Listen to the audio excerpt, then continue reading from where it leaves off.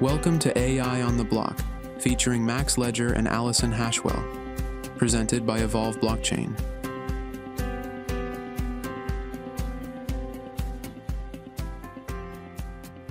We hear so much about blockchain, about decentralization. But what if these things are set to change, well, the very shape of companies, faster than maybe even the internet did back in the day? It's a huge comparison, but yeah, that's the potential we're looking at. A real shift in how decisions get made, how power works. Right. So today, let's dive into Decentralized Autonomous Organizations, DAOs. Exactly. And look, these aren't just some niche tech thing anymore. They're actively redefining how we think about governance, business, even ownership. And the scale is just, well, staggering when you look at it. DAOs managing over $20 billion in assets right now. Yeah, that's billion with a B, up from about $1 billion just back in 2021. And there are, over 12,000 of them out there now? It's incredible growth. And the core idea, it seems, is shifting trust away from, say, a CEO or a board. And putting it into transparent code, into, distributed decision-making by the collective. That's the fundamental promise. Okay, so let's break that down. What is a DAO at its heart? How does it ditch that traditional hierarchy? Well, essentially, it replaces those opaque, centralized decisions with rules enforced by code. Transparent rules, they run on things like smart contracts. Right, the code that acts like automated bylaws, often on Ethereum or Solana. Precisely. That code is the governance, automating decisions, managing the treasury. It's built on logic that, in theory, can't be easily broken or bent like human rules sometimes are. Okay, so smart contracts are one piece. What else is crucial? You've got multi-sig wallets. Think of them like a bank account needing multiple keys to open. Things like Gnosis Safe are popular. So no single person controls the money. Exactly. It enforces distributed control over the funds. And then there's token-based voting. Where holding the DAO's token gives you a say. Often, yeah. Sometimes it's proportional to how many tokens you have. Sometimes you can delegate your vote to someone else you trust. The difference from a regular company seems huge then, especially on transparency. Oh, absolutely. DAO, treasuries, votes, it's all typically on-chain, public, anyone can verify it. Compare that to, the limited disclosures you get from most traditional companies. And speed, too, you mentioned. Right.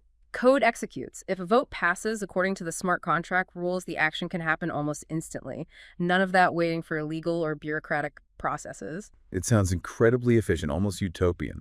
But where are we seeing this play out in the real world, like actual examples? Good question. In DeFi, decentralized finance, you have big players like MakerDAO. They govern the DAI stablecoin. Okay, I've heard of DAI. How much are they managing? Their TVL, total value locked, is around $8 billion. And they use something called delegate democracy, Okay. meaning smaller token holders can delegate their voting power to experts or community leaders they trust. It acknowledges that maybe not everyone wants to or can vote on every single proposal. It helps it scale. Interesting. So it's not always pure direct democracy. Not always, no. And it's not just finance protocols. You see investment DAOs, like Kraus House, remember them? They tried to buy an NBA team. Wow, okay. That's ambitious. Very. It shows the potential scope. Though it's fair to say the regulators, like the SEC, are definitely paying more attention to these investment types now. Understandable. What about less finance-heavy examples? Sure, you have social DAOs. Friends with Benefits is a well-known one with their FEFWB token. It's about using tokens to align incentives within a community, maybe better than traditional membership models can. But it can't all be smooth sailing. What are the bumps in the road? Definitely bumps. A big one is called the Oracle problem. Oracle problem. Sounds mythical. Huh. Well, it's quite practical. DAOs run on on-chain logic, right? Immutable, transparent. But often they need off-chain data. Real-world info, like what's the current price of Ethereum according to CoinMarketCap? Ah, okay. The DAO needs external input. Exactly, and that input comes from an oracle. But if that oracle feed is wrong or manipulated, the DAO's automated actions could be based on bad data. Big potential for errors. That sounds risky. Do we see that happen anywhere? Well, think about Constitution DO. Not exactly an oracle issue, but related to execution. They raised $47 million in ETH, incredibly fast, to bid on a copy of the U.S. Constitution. I remember that. It was huge news. Huge. But they failed to win the option, and then chaos. Their exit strategy, how to refund everyone, wasn't well planned. It really highlighted how crucial, clear rules and even legal structures or wrappers are. Right, the legal side. That seems like a major hurdle. It really is. An MIT study from 2023 found something like 60% of DAOs don't have any formal legal wrapper. Which means the members could be liable. Potentially, yeah. It's a big gray zone. Only a handful of U.S. states, like 4, I think, have specific laws recognizing DAOs, so lots of uncertainty. And are people actually participating? You hear about decentralization, but does everyone vote? That's another challenge, voter apathy. It's pretty common to see less than 10% participation in votes, even for major DAOs like Uniswap. The ideal of everyone participating often doesn't match reality. And what about security? Can't people cheat the system? They can try. There's the risk of Sybil attacks. Someone creates lots of fake identities, fake wallets, to gain disproportionate voting power. Like ballot stuffing, but digital. Sort of, yeah. We saw attempts like the exploit involving Curve Finance and BZX, where attackers tried to manipulate governance votes using flash loans. It threatens the whole decentralized principle. Okay, so challenges are real. Legal fuzziness, apathy, security risks.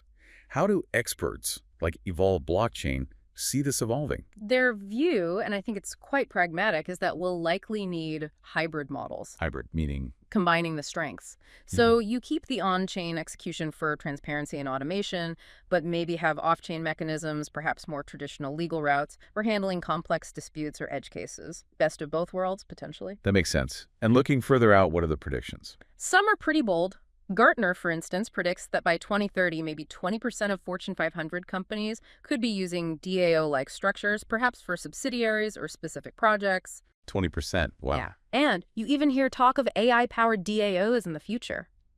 Imagine DAOs that could automatically negotiate contracts with each other. True autonomy.